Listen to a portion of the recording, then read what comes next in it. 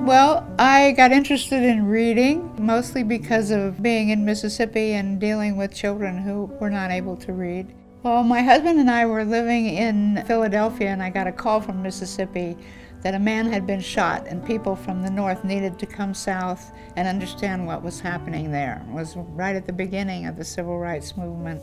Got to know people there, and shortly after that, my husband and I and our 2 children moved to Mississippi and lived there for a couple of years. Because my children were getting to preschool age, I was interested in schools which weren't available for kids in Mississippi, either black or white, preschool or kindergarten.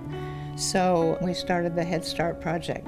At one of the Head Start centers, there was a little girl, and I asked her what she wanted to do in Head Start, and she said, "I want to learn to read and write, and then I'm going to go home and teach my daddy." And that kind of hooked me. And so I wanted to get a PhD and be able to develop software to deal with early literacy. So I wasn't a software developer, but I met a wonderful woman, Leslie Grimm, who was the founder of the Learning Company, and she mentored me, and she spent 2 years of her life helping me create the first software program, which has been used for 500,000 children, more than that, around the world, so it all worked out.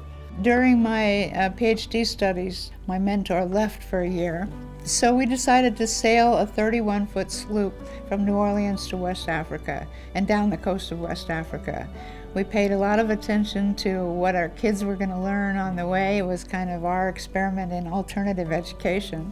We were doing marine biology, we were calculating the speed of the boat, we were learning French, and we were studying the history of Africa. It was a big adventure. It was a very good learning experience for them and for us.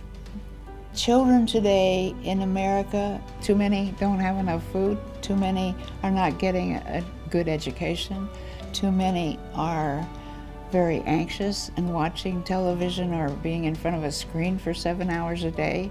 I think it's important for parents and teachers to realize we need to make a total change in how we're dealing with children in this society. We need to develop skills so they become courageous and they become compassionate leaders of the future. I'm still going back to Mississippi at the age of 82 and giving away my software and giving away my training, and it is making a difference. I'm very excited about it.